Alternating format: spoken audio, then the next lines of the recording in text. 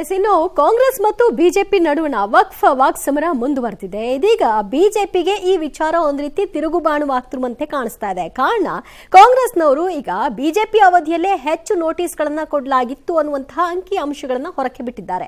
ಈ ಮೂಲಕವಾಗಿ ಇದು ಬಿಜೆಪಿಗೆ ಬೌನ್ಸ್ ಬ್ಯಾಕ್ ಆಗ್ತಾ ಇದೆ. ಹಾಗಾದ್ರೆ ಇದಕ್ಕೆ ಸಂಬಂಧಪಟ್ಟ ಹಾಗೆ ಕುಮಾರ್ ಬಂಗಾರಪ್ಪ ಹೇಳಿದ್ದೇನು ನೋಡ್ಕೊಂಬರೋಣ ಈ ವರದಿಯಲ್ಲಿ. ರಾಜ್ಯ ಬಿಜೆಪಿಗೆ ಈಗ ವಕ್ಫ್ ತಿರುಗುಬಾಣ.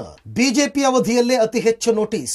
ವಕ್ಫ್ ವಿಚಾರವಾಗಿ ಬಿಜೆಪಿ ಕಾಂಗ್ರೆಸ್ ನಡುವೆ ಫೈಟ್ ನಡೆಯುತ್ತಿರುವಾಗಲೇ ಮತ್ತೊಂದು ಶಾಕಿಂಗ್ ನ್ಯೂಸ್ ಹೊರಬಿದ್ದಿದೆ.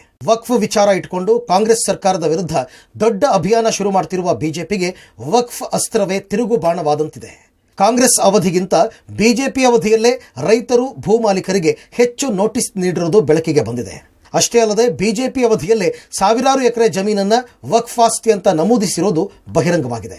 ವಕ್ಫ್ ವಿಚಾರದಲ್ಲಿ ಬಿಜೆಪಿ ಮತ್ತೆ ಕಾಂಗ್ರೆಸ್ ನಡುವೆ ಮತ್ತೊಂದು ಸುತ್ತಿನ ವಾಕ್ಸಮರ ಏರ್ಪಟ್ಟಿದೆ.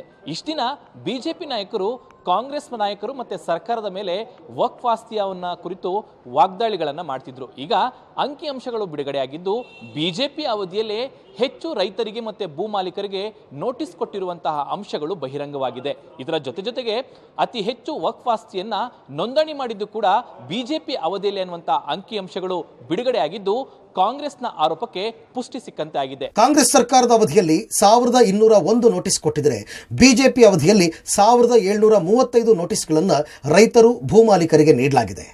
2016ರಿಂದ 18ರ ಕಾಂಗ್ರೆಸ್ ಅವಧಿಯಲ್ಲಿ ಸುಮಾರು 391 ಎಕರೆ ಜಮೀನನ್ನು ವಕ್ಫ್ ಆಸ್ತಿ ಅಂತ ನಮೂದಿಸಲಾಗಿತ್ತು.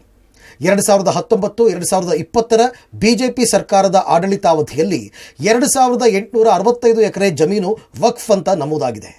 ಕುಮಾರ್ ಬಂಗಾರಪ್ಪ ಅಧ್ಯಕ್ಷತೆಯ ವಿಧಾನಮಂಡಲದ ಸಮಿತಿಯಿಂದ ಸಾಲು ಸಾಲು ಸಭೆ ಮಾಡಿ ಡಿಸಿಗಳಿಗೆ ವಕ್ಫ್ ಆಸ್ತಿ ರಕ್ಷಣೆ ಮಾಡುವಂತೆ ಸೂಚನೆ ನೀಡಲಾಗಿತ್ತು ಎಂಬ ಅಂಶ ಈಗ ಬಯಲಾಗಿದೆ. ವಕ್ಫ್ ಹೋರಾಟ ವಿಚಾರದಲ್ಲಿ ಬಿಜೆಪಿ ಮನೆಯ ಜಗಳ ಬೀದಿಗೆ ಬಂದಿರುವಂಥದ್ದು, ವಿಜೇಂದ್ರ ಅವರ ವಿರುದ್ಧ ಯತ್ನಾಳ್ ಮತ್ತು ಜಾರಕಿಹೊಳಿ ತಂಡ ತೊಡೆ ತಟ್ಟಿರುವಂಥದ್ದು.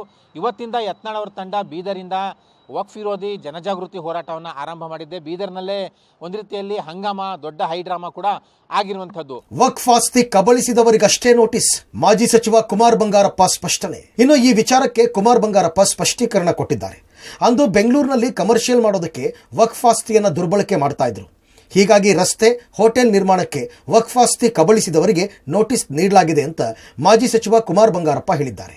100% ನಾವು ಏನು ನೋಟಿಸ್ ಇಶ್ಯೂ ಮಾಡಿದ್ವಿ, ಬ್ಯಾಂಗ್ಳೂರ್ ಅಂಡ್ ಸರೌಂಡಿಂಗ್ ಪ್ರಾಪರ್ಟೀಸ್ ಯಾರು ಭೂ ಕಬಳಿಕೆಯನ್ನು ಕಮರ್ಷಿಯಲ್ ಆಗಿ ಮಾಡಿದ್ರು ಅವರಿಗೆ ನೋಟಿಸ್ ಕೊಟ್ಟಿರ್ತಕ್ಕಂಥದ್ದು. ಬಿಜೆಪಿ ಅವಧಿನಲ್ಲಿ ಯಾರು ದುರ್ಬಳಕೆ ಮಾಡ್ಕೊಳ್ತಾ ಇದ್ರು ಪ್ರಾಪರ್ಟೀಸ್ಗಳನ್ನ ಕಮರ್ಷಿಯಲ್ ಆಗಿ ಅಥವಾ ಲ್ಯಾಂಡ್ ಅನ್ನ ಯಾವ್ದಕ್ಕೆ ಕೊಟ್ಟಿದ್ರು ಅದಕ್ಕೆ ಇಶ್ಯೂ ಮಾಡಿದೆ. ರೈತರ ಪಾಣೆ ಬೀದರ್ಗೆಲ್ಲರಿಗೂ ಯಾರಿಗೂ ಇಶ್ಯೂ ಮಾಡಲಿಲ್ಲ. ಅವಾಗ ರೈತರು ಎಲ್ಲ ಥ್ರೂಔಟ್ ಕರ್ನಾಟಕ ನಾವು ರೈತರು ಇರ್ತಕ್ಕಂಥದ್ದು ಉಳುವನೆ ಹೊಲದೊಡೆಯ ಅನ್ನೋದ್ರ ಮೇಲೆ ಅವರಿಗೇ ರಕ್ಷಣೆ ಕೊಡ್ತಕ್ಕಂಥ ವಿಚಾರದಲ್ಲಿ ಬದ್ಧತೆನ ತೋರಿಸಿದ್ರು. ಜಾಸ್ತಿ ದಿನ ಸತ್ಯ ಮುಚ್ಚಿಡಲು ಆಗಲ್ಲ. ಬಿಜೆಪಿ ವಿರುದ್ಧ ಕಾಂಗ್ರೆಸ್ ವಾಗ್ದಾಳಿ. ಬಿಜೆಪಿ ನಾಯಕರ ವಿರುದ್ಧ ಕಾಂಗ್ರೆಸ್ ನಾಯಕರು ಮುಗಿಬಿದ್ದಿದ್ದಾರೆ.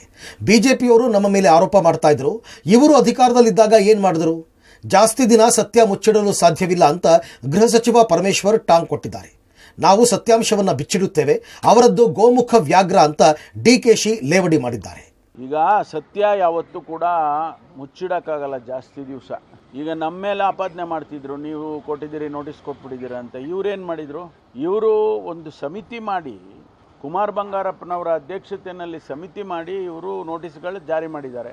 ಎಷ್ಟು ಎಕರೆ ಜಾರಿ ಮಾಡಿದ್ದಾರೆ? 2900 ಎಕರೆ. ಇದು ಸಿದ್ದರಾಮಯ್ಯನವ್ರ ಕಾಲಕ್ಕೆ ಬರೀ 300 ಚಿಲ್ಲರೆ ಎಕರೆ. ಯಾರ್ದು ಜಾಸ್ತಿ? ಯಾರ ಮೇಲೆ ಆಪಾದನೆ ಮಾಡ್ಬೇಕು ನಾವು? ಈಗೆಲ್ಲ ಇವರು ಇಡೀ ರಾಜ್ಯ ಸುತ್ತ ಕೊಟ್ಟಿದ್ದಾರಲ್ಲ ಬಿ ಜೆ ಪಿ ಮುಖಂಡರುಗಳು, ಅವ್ರಿಗೆ ಇದೆಲ್ಲ ಅರ್ಥ ಆಗಬೇಕು. ಅವ್ರಿಗೆ ಬೇಕಾಗಿರೋದು ಪ್ರಚಾರ. ಅವ್ರು ಹೋದಷ್ಟು ನಮ್ಗೆ ಒಳ್ಳೇದು. ಅವ್ರ ಮುಖಗಳನ್ನ ಕನ್ನಡಿಲಿ ನೋಡ್ಕೊಳ್ಳಿ ಅಂತ ಹೇಳಿದ್ದೀನಿ. ನಾವು ಫ್ಯಾಕ್ಟ್ ಎಲ್ಲ ಬಿಚ್ಚಿಡ್ತೀವಿ. ಯಾವ ರೀತಿ ಇವ್ರದ್ದು ಗೋಮುಖ ವ್ಯಾಘ್ರ ಅಂತ ಹೇಳ್ತಾರಲ್ಲ, ಹಂಗೆ 4 ಜನ ಹುಡುಗರುಗಳು ಎಲ್ಲ ಬ್ಯಾಗ್ ಹಾಕೊಂಡು ಪಾಣಿ ಎತ್ಕೊಂಡು ಹೋಗ್ತಾ ಇದ್ರು. ನನ್ನ ಕಡೆ ಕ್ಷೇತ್ರ ಅದು. ನಾನು ಕರೆಸ್ತೆ ಆ ಪಾಣಿಗಳು ನೋಡಿದೆ.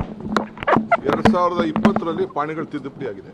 ಈಗ ಬಂದು ಅದನ್ನ ಮನೆಗೆ ಹೋಗಿ ತೋರಿಸ್ತಾವ್ರೆ. ನೋಟಿಸ್ ನೀಡಿದ್ರೆ ತಪ್ಪು ಎಂದ ಅಶೋಕ್, ಇನ್ನು ನಮ್ಮ ಅವಧಿಯಲ್ಲಿ ನೋಟಿಸ್ ಕೊಟ್ಟಿದ್ರೆ ಅದು ತಪ್ಪು ಅಂತ ವಿಪಕ್ಷ ನಾಯಕ ಆರ್ ಅಶೋಕ್ ಹೇಳಿದ್ದಾರೆ. ನಮ್ಮ ಸರ್ಕಾರದ ಅವಧಿಯಲ್ಲಿ ಅನ್ವರ್ ಮಾಣಿಪ್ಪಾಡಿ ವರದಿ ಆಧರಿಸಿ ನೋಟಿಸ್ ಕೊಟ್ಟಿದ್ದೇವೆ. ಬಹಳಷ್ಟು ಕಾಂಗ್ರೆಸ್ನ ನಾಯಕರು ವಕ್ಫ್ ಭೂಮಿ ಒತ್ತುವರಿ ಮಾಡಿಕೊಂಡಿದ್ರು.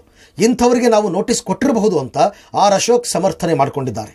ನಾವು ತನಿಖೆ ಮಾಡಿದಾಗ ಅದರಲ್ಲಿ ಬಹಳಷ್ಟು ಕಾಂಗ್ರೆಸ್ಸಿನ ನಾಯಕರುಗಳು, ದೊಡ್ಡ ದೊಡ್ಡ ನಾಯಕರು, ಕೇಂದ್ರ ಮತ್ತು ರಾಜ್ಯದ ನಾಯಕರುಗಳು ಲಕ್ಷಾಂತರ ಎಕರೆ ಜಮೀನನ್ನು ಒತ್ತುವರಿ ಮಾಡಿಕೊಂಡು ಮಾರಾಟ ಮಾಡಿರೋದು ವರದಿಯಲ್ಲಿ ಮನ್ನಣೆ ಆಗಿತ್ತು. ಅದಕ್ಕೋಸ್ಕರ ನಾವು ಇದನ್ನು ಪರಿಶೀಲನೆ ಮಾಡೋಕ್ಕೋಸ್ಕರ ನೋಟಿಸ್ಗಳನ್ನು ಕೊಟ್ಟಿರ್ಬೋದು, ಅದು ಇಲ್ಲ ಅಂತ ಹೇಳಲ್ಲ.